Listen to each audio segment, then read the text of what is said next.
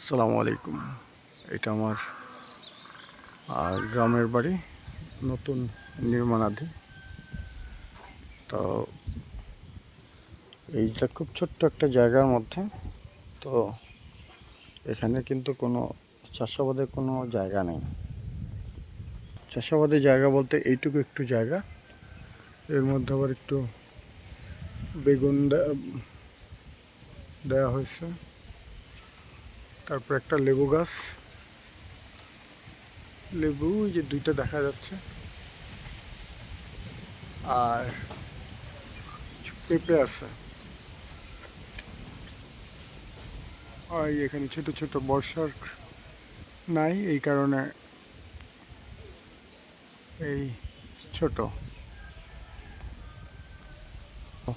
নতুন একটা জমি কেনা হয়েছে, এই যেটা আমাদের বাউন্ডারি গেট, কয়েক কদম দূরে সেটা একটু দেখাবো। ওই যে ওই ঢিবিটা, তো 50 কদম দূরে। এর আগে একটু গুনছিলাম, আবার নতুন করে গুনবো, দেখা যাক। এই যে এখানে 1 2 3 4 5 6 7 8 10 11 12 13 14 15 16 17 18 19 20 21 22 23 24 25 26 27 28 30 31 32 33 34 35 37 38 39 40 41 42 43 44 45 46 47 48 49 50 51 52। এইটা হচ্ছে কি লাস্ট সীমানা, 50 থেকে 52। আর এই জায়গাতে কিছু বালি ফেলছে, ফেলার কারণ হচ্ছে কি এটা সড়ক, পাশে কিছু গাছ আছে। হ্যাঁ, এখানে একটা গ্রামীণ ফোনের টাওয়ার, আর এখান থেকে বাড়ি হচ্ছে গিয়ে এই যে এটা। তো এখানে এই বালিটা ফেলার কারণ হচ্ছে কি এই জায়গাতে কোনো শস্য হয় না। এই যে শস্য যে হয় না, দেখেন এই জায়গাটা ফাঁকা, ভুট্টা গাছ, কারণ এখানে প্রচুর ছায়া। এই কারণে এই জায়গাতে আমি এখানে কার পার্কিং একটা জায়গা করছি। আর এখানে আমার কিছু গাছ রোপণ করা আছে, এই যে অরহরের ডাল গাছ,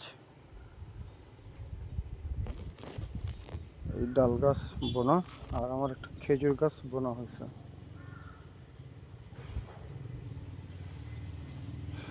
এই খেজুর গাছটা মোটামুটি জাতটা ভালো, আল্লাহ জানে কাটা না বললে হয়েছে, ভালো একটা জাতের খেজুর গাছ। অরহর ডাল নিয়ে ওদের চিন্তিত না, একটা বুনলাবার হবে। এই যেখানে একটু আবার ছাগল খেয়ে ফেলছে, একটু বেড়া দিতে পারলে ভালো।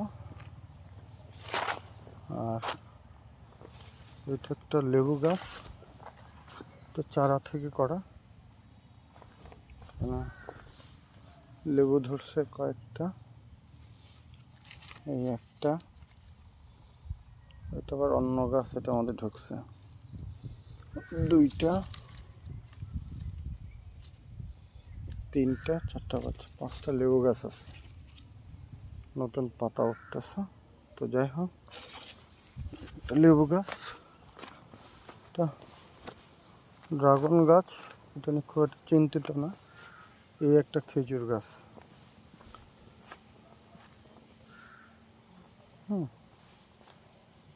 কিন্তু একটা গাছ মারা গেছে।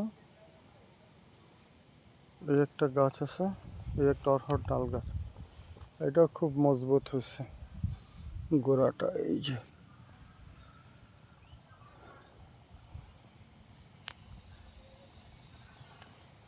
তো এখানে আমার বিদেশ থেকে আনা লেবুর চারাটা মারা গেছে।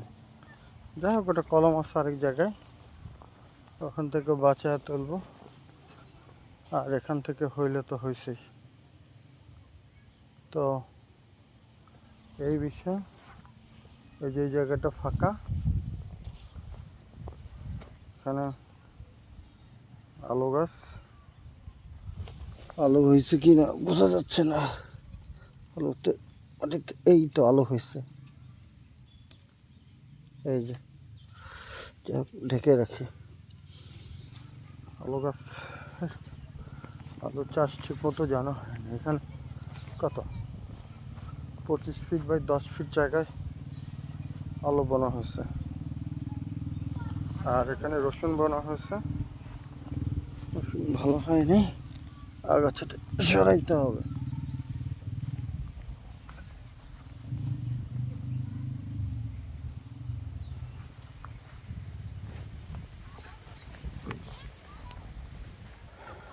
তো এই জায়গাটা কিছুই বোনা হয়নি, নষ্ট হয়ে যাচ্ছে জায়গাটা।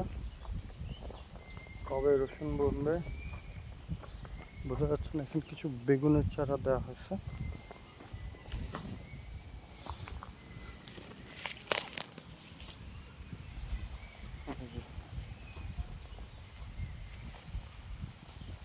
বেগুনের চারা ইনশাল্লাহ মোটামুটি হয়ে গেছে। পেঁয়াজ বোনা হয়েছে।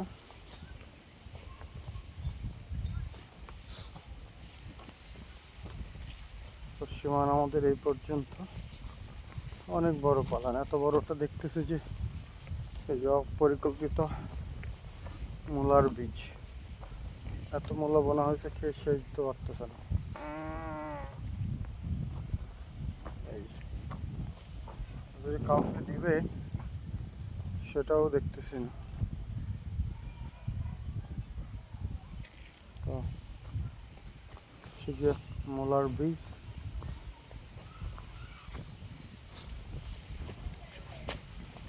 আর এরপরে বোনা হচ্ছে পালং শাক। পালং শাকটা এইদিকে হয়েছে।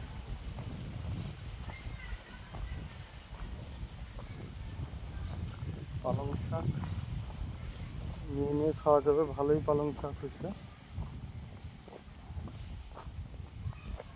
এই যে এগুলো তো খাওয়া যাবে, ভালোই পালং শাক খাওয়ার মতো যে হয়েছে। বেগুনের চারা,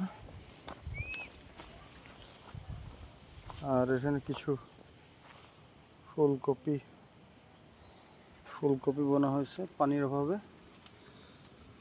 ভালো হচ্ছে না। আর কিছু সরিষা শাক খাওয়ার জন্য বোনা হয়েছিল, নাকি এমনি হয়েছে বোঝা যাচ্ছে না। যাই হোক, বাড়ি পালানোর জন্য এত বড় জায়গা দরকার নাই, সামনে বারে জায়গাটা কমায় দেব। একটু বাউন্ডারি দিয়ে বলবো যে এই পর্যন্ত আবাদটা করার জন্য। তো এই যে কলা গাছ বোনা হয়েছে, এই যে এগুলো প্রচুর ধনিয়া বোনা হয়েছে। সরিষা জানি এত বড় হয়নি। তারপর কিছু কলা গাছ বোনা হয়েছিল, যদি হয় এখন এটা হবে কিনা বোঝা যাচ্ছে না। ফুলকপিগুলো গরু ছাগল হইলে খাওয়ানো যেত। দেখি এটার উপর দিয়ে যাওয়া যায় কিনা।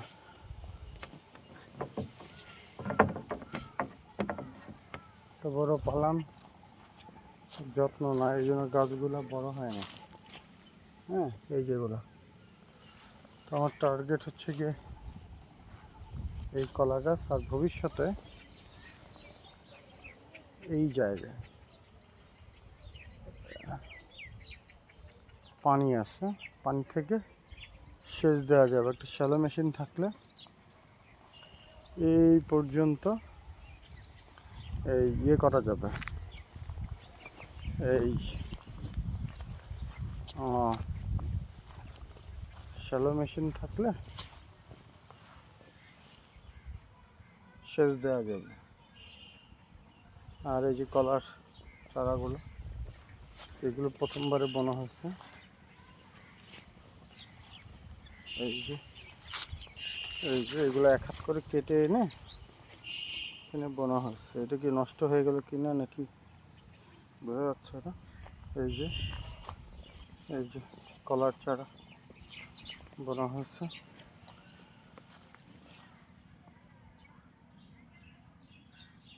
এই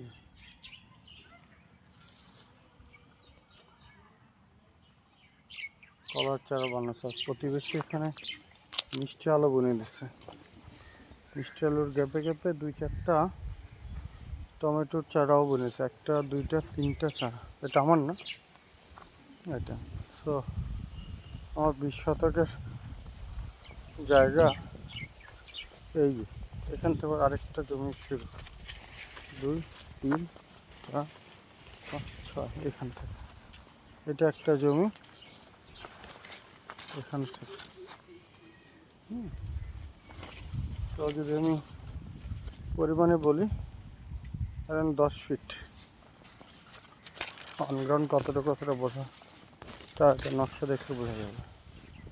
তো এই হচ্ছে কি আমার এখানে কত এক সারিতে কলা আছে, 1 2 3 4 4 1 2 3 4 4টা করে কলা বোনা হচ্ছে। এখানে 5টা চারা। মোটামুটি এগুলো আগামী বর্ষাতে অন্য গাছগুলোকে ছাপায় এই গাছগুলো হবে। তো এই হচ্ছে গিয়ে আমার নতুন কেনা জমির আপডেট। তো ডিডাকশন হচ্ছে গিয়ে কিছু জায়গা এই ইয়ে করতে হবে, এই লিজ বর্গা দিতে হবে, আর বাকি জায়গাটা আবাদ করার জন্য ছাড়তে হবে। কারণ এত বড় জায়গাটা আমাদের লোকজন ওই নিয়ন্ত্রণ করতে পারতেছে না। এই হচ্ছে কৃষি। এই যে মরিচ গাছ বুনছে, যত্ন নেই, বুনলেই তো হবে না। এই যে এগুলা একটু যত্ন নিতে হবে। একটু ছায়া পড়ে গেছে, এই যে ফুল আসছে।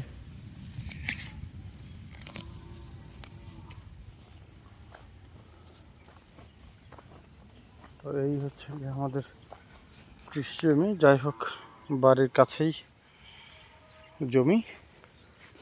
আমরা বসে বসে যে মূলাগুলা প্রতিবেশীদেরকে দিয়ে দিব। যদিও এখন মূলা অনেক সস্তা, তারপরেও এই মূলাগুলা দিলে উপকার হবে। যে লাল শাকগুলো বাড়তি হয়ে গেছে। তো এই হচ্ছে কি আমাদের জমির আপডেট। তো আমি তো যে দোয়েল আগ্রহ খামার পছন্দ করি, তার মতো করেই আমাদের এই যে খামারটা করা সম্ভব হবে আমি আশা রাখি। এই যে বেগুন গাছগুলোতে যদি আমার ভাইটা একটু সুস্থ থাকতো, তাহলে পানি টানি দিতে পারত। অথবা একটা রাখাল যদি বান্ধা রাখি। এই যে মুকুল চলে আসছে।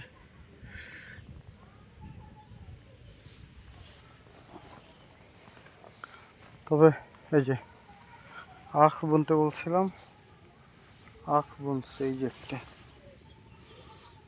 হাস্যকরভাবে বুনছে, স্টিল ব্যাটার 2টা আখ বুনছে। 5টা আখ আনছিলাম। তো যাই হোক, আর যে ঝগড়া আওয়াজ শোনা যায়। আর এই যে রসুন, এগুলা একটা বেড়া দিয়ে এগুলো পরিষ্কার করলে এগুলা শরীর মন সবই ভালো থাকবে। মোটামুটি প্রতিদিন 1 ঘন্টা করে শ্রম দিলেই কিন্তু খুব ভালো হয়। এই যে বাড়িটা মাস্টার প্ল্যান বাড়ি। এই একটা সবজির আবাদ, আর এখানে যদি ছোট্ট একটা পুকুর আল্লাহ মিলিয়ে দেয়। তো এই হচ্ছে খামারের আপডেট। শুধু লস প্রজেক্ট হচ্ছে আমার নিজে হাতে করা লেবুর চারা গির গিয়া মারা গেছে। খেজুর গাছগুলো আছে, দুইটা খেজুর গাছ আছে। লেবু গাছটা নিয়ে দেখতাছি, মাশাআল্লাহ। ও আপন মনে করে জিজ্ঞাসা করে। তো এই হচ্ছে গিয়ে অবস্থা। আবার আমার ভিডিওগুলা নলেজ শেয়ারিং, এটা আমার জন্য করি, অন্যের জন্য করি। ইট ওয়াজ এ ভেরি টাফ জব এই জমিটা কেনা, তারপরও কিনেছি। তো আবার কিনবো, আবার মাপবো। জায়গাটা ভালো থাকেন সবাই, সবার জন্য শুভকামনা। 1 2 3 4 5 7 8 9 10 11 12 13 14 15 16 17 18 20 21 22 23 24 25 26 28 29 30 31 32 42 43 44 45 46 47 48 50। এই তো 50 থেকে 52, তো খুব বেশি দূরে না, 50 কদম। এটা হচ্ছে কি মেজারমেন্ট। তো সবাই ভালো থাকেন, সুস্থ থাকেন, সবার জন্য শুভকামনা। আসসালামু আলাইকুম রহমতুল্লাহ বরকাতুহু।